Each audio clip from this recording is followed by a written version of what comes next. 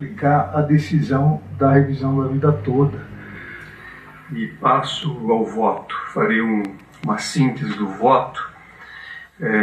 Aqui, como já dito da tribuna, a questão consiste em saber se a suspensão do processamento de demandas relativas ao tema 1102 de repercussão geral deve ser mantida mesmo após as decisões proferidas pelo plenário do Supremo Tribunal Federal no julgamento das ADIs 2110 e 2111, que trataram da chamada revisão da vida toda.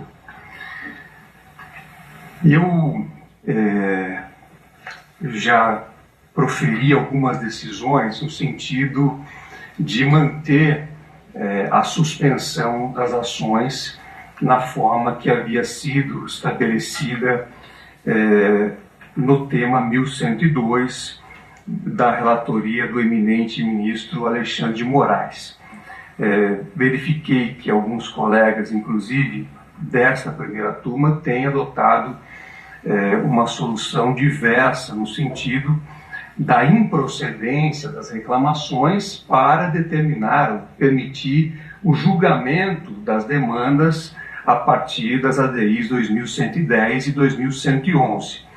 E estou evoluindo a minha compreensão para manifestar o entendimento de que a partir do julgamento dessas ADIs, como eu disse, que trataram da revisão da vida toda, em 2024, houve a superação da tese do tema 1102 de repercussão geral, restabelecendo-se a compreensão manifestada desde o ano 2000, quando fora indeferido o pedido de liminar nas mencionadas ações diretas de inconstitucionalidade.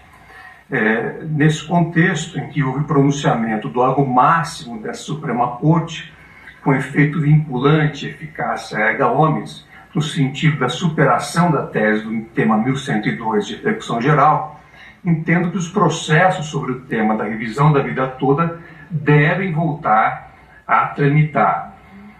A livre tramitação dos processos sobre o tema 1102 prestigia o direito à razoável duração do processo e também ao que foi decidido, evidentemente, naquelas ações de controle concentrado. Então, a partir dessa compreensão, revejo o posicionamento anterior para alinhar o meu entendimento ao manifestado pela maioria dos ministros do Supremo Tribunal Federal para julgar improcedente esta reclamação. Em consequência, fica prejudicado o exame do pedido liminar.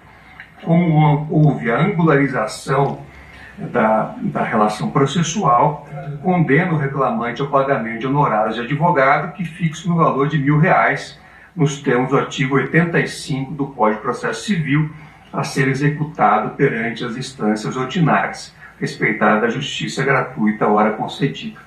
Então esse é meu voto. Faço então uma evolução da minha compreensão e ouço agora o voto do ministro Flávio Dino. Presidente, Pois não, ministro Alexandre.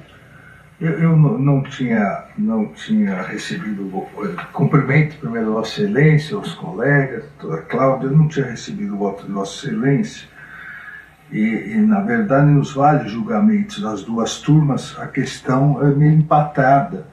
E agora, recentemente, no embargo de declaração, nas ações diretas, ou até por sugestão do ministro Toffoli, houve uma modulação em relação a como aplicar a decisão da revisão da vida toda para aqueles que já tinham decisões favoráveis, o que, eu reitero, justifica até que esteja findado o julgamento das ADIs, a suspensão.